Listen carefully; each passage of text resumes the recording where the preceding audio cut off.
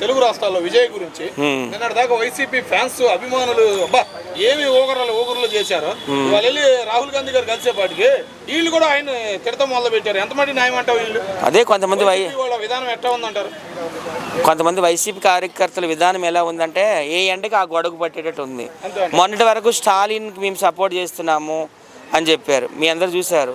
స్టాలిన్కి సపోర్ట్గా ఐరన్ లెగ్గన్ రోజాని కూడా పంపించారు ప్రచారం చేయమని. రోజాని కూడా పంపించారు కదా ప్రచారం చేయమని స్టాలిన్కి సపోర్ట్గా. మళ్ళీ ఇప్పుడు సిగ్గు లేకుండా స్టాలిన్ ఓడిపోయేసరికి విజయ్ మావాడు సింహం సింగిల్గా వస్తుంది అంటున్నారు. ఇప్పుడు 11 మంది తక్కువ అంట. మరి ఈ 11 మందిని కలిపియచ్చు కదా, ఆంధ్రాలో ఉన్న 11 మంది ఎమ్మెల్యేలు వీళ్ళు కలిపేయచ్చు కదా, రాజ్యాంగాలు మార్చేయచ్చు కదా, అంబేద్కర్ రాసిన రాజ్యాంగాన్ని మార్చేయచ్చు కదా, ఈ 11 మందిని కలిపేయచ్చు కదా.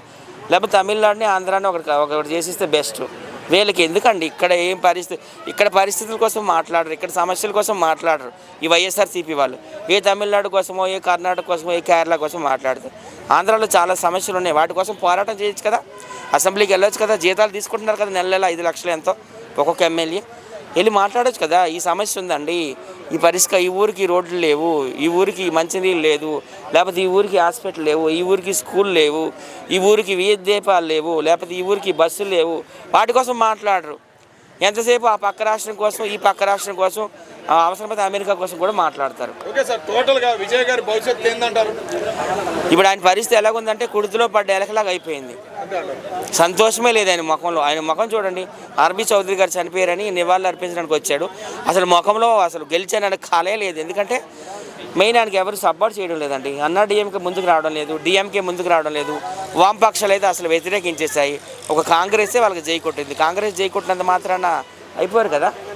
అలాగే డిఎంకే స్టాలిన్ గారు కూడా అన్నారు, ఒక 6 నెలలు చూద్దాము, చూసినాక వేరే ఏదైనా నిర్ణయం తీసుకుందాం అని అన్నారు.